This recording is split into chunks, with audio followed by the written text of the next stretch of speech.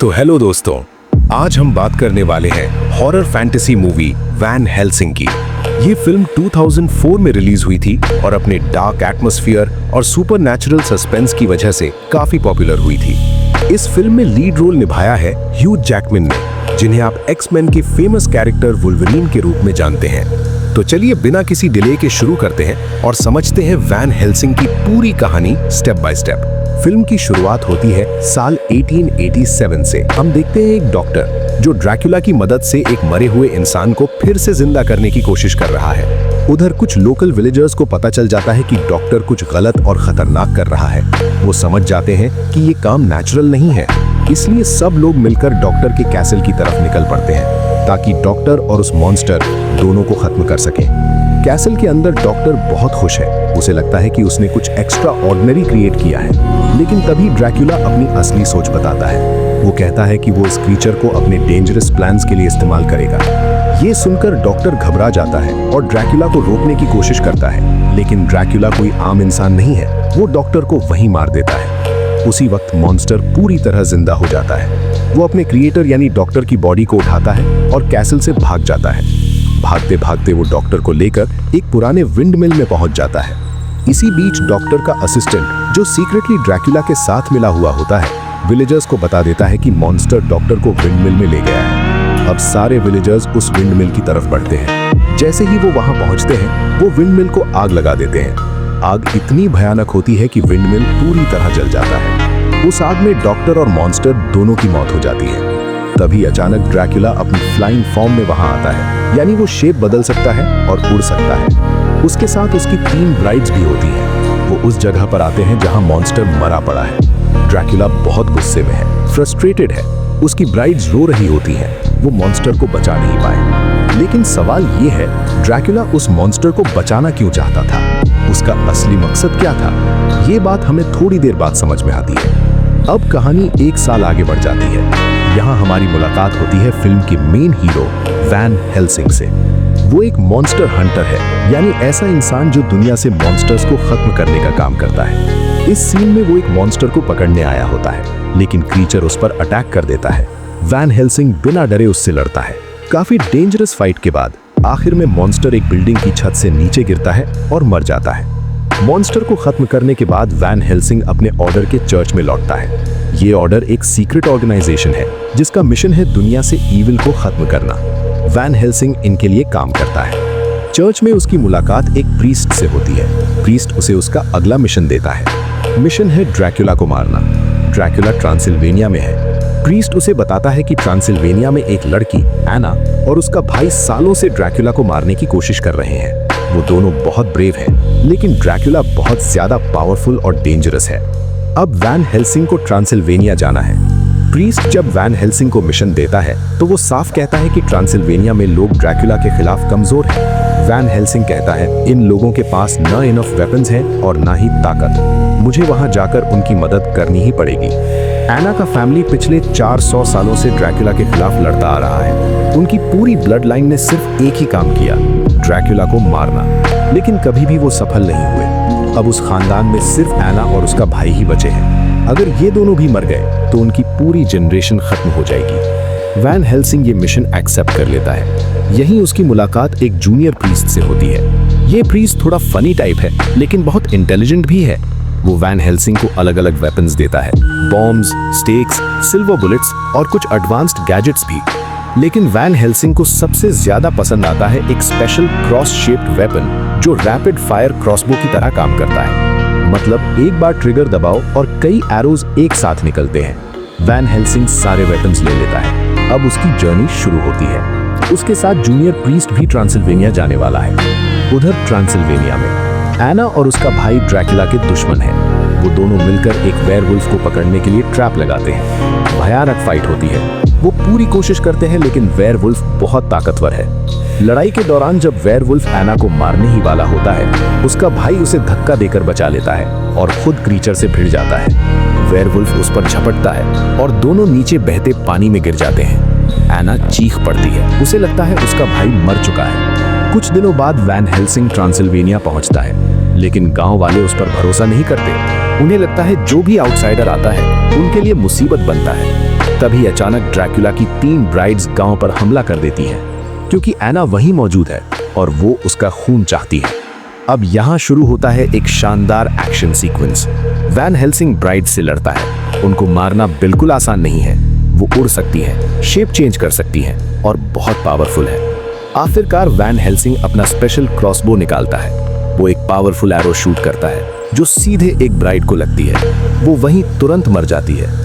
बाकी 2 ब्राइड्स ये देखकर डर जाती हैं और उड़कर भाग जाती हैं। विलेज पर हुए इस अटैक के बाद एना और भी ज्यादा डिटरमिन्ड हो जाती है। वो कहती है, मैं अकेले ही ड्रैकुला को खत्म कर दूंगी।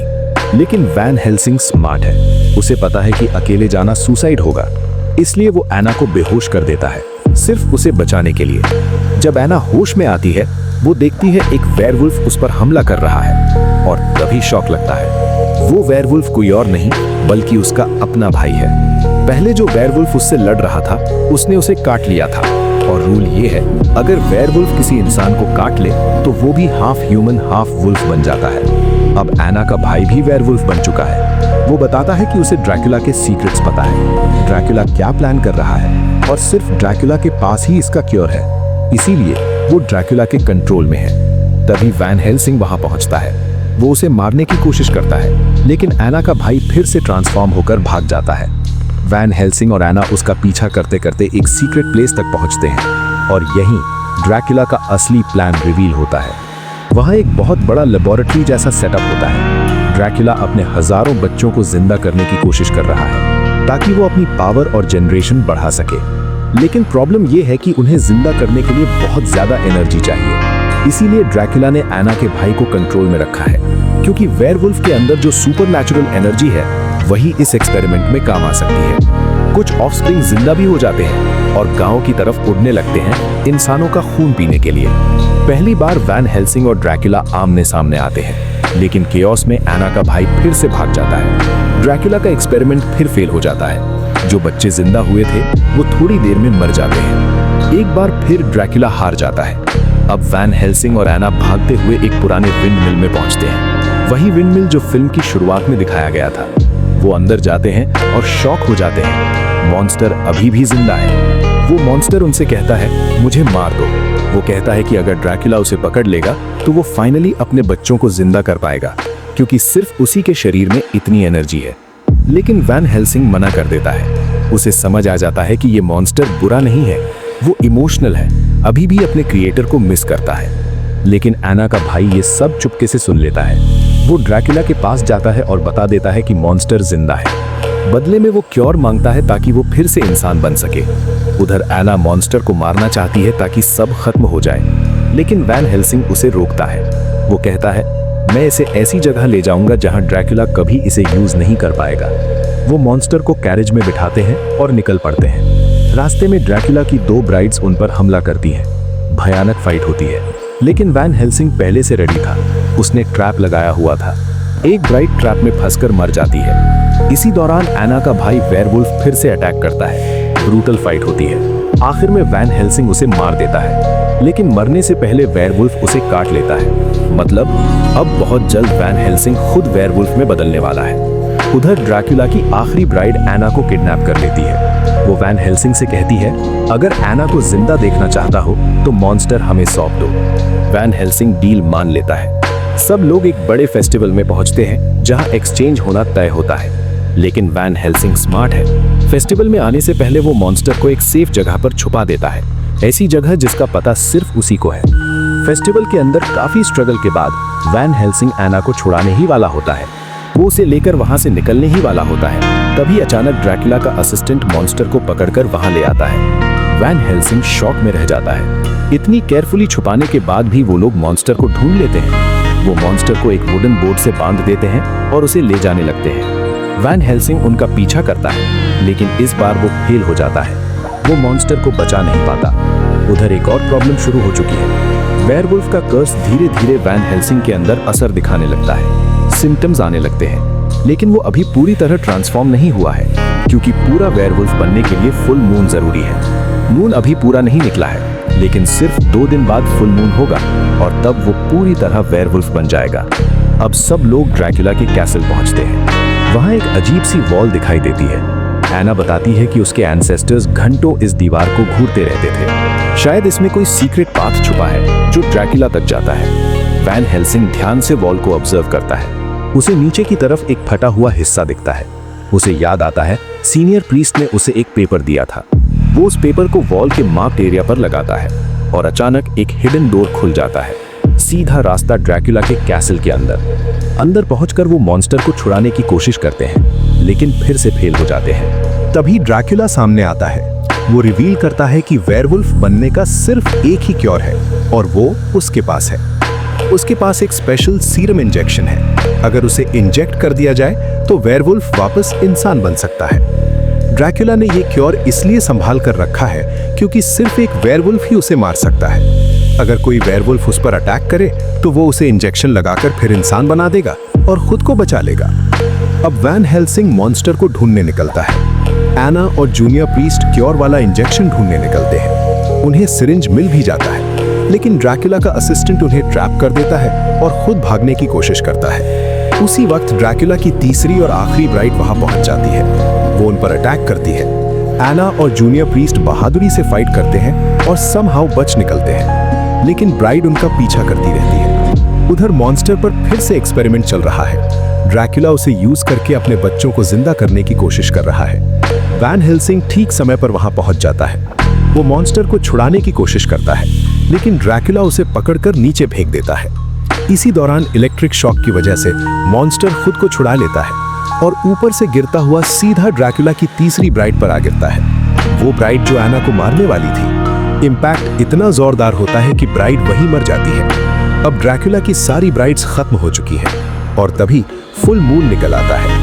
वैन हेल्सिंग पूरी तरह ट्रांसफॉर्म हो जाता है। अब वो इंसान नहीं, एक बेहद ताकतवर डरावना वेयरवुल्फ बन चुका है। उसकी ताकत कई गुना बढ़ जाती है। ड्रैकुला भी अपनी सबसे पावरफुल फॉर्म में आ जाता है। अब शुरू होती है फाइनल बैटल। दोनों के बीच भयानक फाइट होती है। कभी ड्रैकुला भारी पड़ता है, कभी वैन हेल्सिंग उसे दबा देता है। लंबी और ब्रूटल लड़ाई के बाद वेयरवुल्फ बने वैन हेल्सिंग ड्रैकुला की गर्दन पर काट लेता है और उसी के साथ ड्रैकुला की मौत हो जाती है। जैसे ही ड्रैकुला मरता है, उसके सारे बच्चे जिन्हें वो जिंदा करने की कोशिश कर रहा था, सब उसी पल मर जाते हैं। लेकिन असली ट्रेजेडी अभी बाकी है। एना देखती है कि वैन हेल्सिंग पूरी तरह बीस्ट बन चुका है। उसके पास क्योर वाला इंजेक्शन है। वो उसे इंजेक्ट करने की कोशिश करती है, लेकिन वैन हेल्सिंग अपने बीस्ट फॉर्म में समझ नहीं पाता। उसे लगता है एना उस पर हमला कर रही है और गलती से वो एना पर हमला कर देता है। एना मर जाती है, लेकिन मरने से ठीक पहले वो समहाउ इंजेक्शन उसे लगा देती है। कुछ देर बाद वैन हेल्सिंग वापस इंसान बन जाता है। उसे एहसास होता है उसने क्या कर दिया। वो एना को अपनी बाहों में पकड़कर रोने लगता है। उसे यकीन नहीं होता कि उसने उसी लड़की को मार दिया जिसे वो बचाने आया था। ये मोमेंट बेहद इमोशनल और हार्ट ब्रेकिंग है। बाद में वो एना के बॉडी को समुद्र किनारे फ्यूनरल रिचुअल में आग लगाते हैं। कुछ देर बाद वैन हेल्सिंग आसमान की तरफ देखता है। बादलों में उसे एना की झलक दिखाई देती है। वो मुस्कुरा रही होती है, शांत, सुकून में, जैसे वो अपने पेरेंट्स से फिर मिल गई हो। वैन हेल्सिंग हल्की सी मुस्कान देता है, जैसे आखिरकार उसे भी सुकून मिल गया हो। और इसी इमोशनल स्माइल के साथ वैन हेल्सिंग की कहानी यहीं खत्म हो जाती है। तो दोस्तों, ये थी वैन हेल्सिंग की पूरी कहानी। अगर आपको ये वीडियो पसंद आया हो तो चैनल को सब्सक्राइब करें और बेल आइकन दबाना मत भूलिएगा, ताकि ऐसे ही डिटेल्ड मूवी एक्सप्लेनर्स आप तक सबसे पहले पहुंचे। आप अगली कौन सी मूवी का एक्सप्लेनेशन देखना चाहते हैं, नीचे कमेंट करके जरूर बताइए।